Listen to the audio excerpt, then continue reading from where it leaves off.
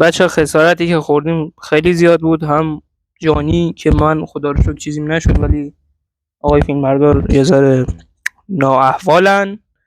فدا سرتون، اشکال نداره دیگه. خطرات چیز بود، خطرات فیلمبرداری بود که تو همه جا اتفاق این پشت که میبینید اینجا همون سوله است که داشتیم تیراندازی میکردیم تخریب شده بود. و بعد تیرایی که زده بودیم و پیدا کردیم و دیدیم که اون تیری که خورده بودن پیدا کردیم که کمونه کرده بود. تیرایی که کمونه کرده بودن و خورده بودن و تو دیوار له شده بودن و یه خسارت به هم چیز خورد، به دوربینمون خورد که داشت فیلم برداری میکرد و حالت نزدیک و افتاد، خیلی بد افتاد. ولی خب اشکال نداره، فدا سر همتون، هیچ اتفاقی نیافتاده.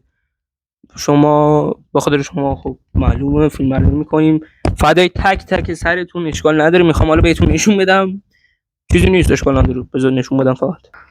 بچه‌ها این تیرایی بودن که بهمون کمونه کردن یه چند لحظه، اینها یعنی تک به تک کمونه کردن و اینا تو دیوار رفتن و پخش شدن.